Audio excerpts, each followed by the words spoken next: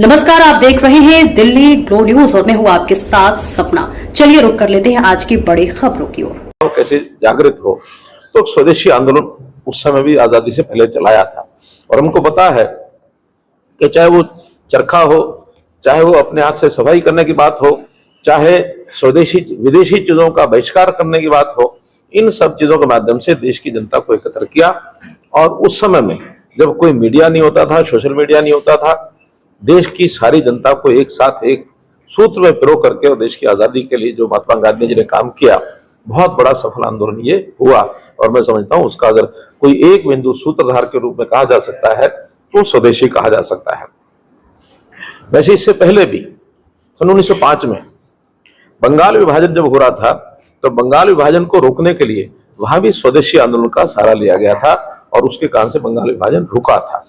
अपने आप में देश की जनता में स्वदेश का प्यार, देशभक्ति की भावना ये पैदा करने के लिए समय समय पर आंदोलन होते रहे हैं।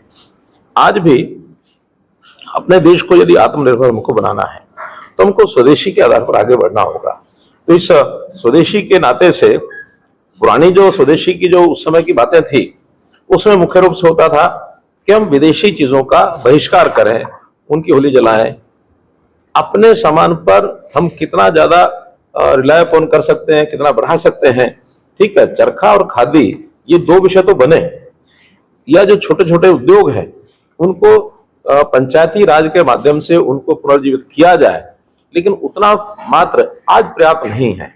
आज तो चूंकि दुनिया की आर्थिकी, आज का जो कंजम्पशन है, जो उपयोग है, उपभोग है, उसके ऊपर टिकी हुई है। तो आज आधुनिकता के आधार पर हमको आधुनिक चीजें भी उसका भी निर्माण करना पड़ेगा। इसीलिए आत्मनिर्भर होने के लिए और बहुत से ऐसे जो काम हैं वो किए गए हैं। और उसके अंदर मैं समझता हूं कि हमारी जो अर्थव्यवस्था, बुनियादी ढांचा व्यवस्था, डेमोग्राफी और मांग, इन सब चीजों को देख करके और ये जो नई चीजें हमारे सामने आई हैं उसके आधार पर भी कुछ बातें अपने सामने जरूर रखनी पड़ेंगी।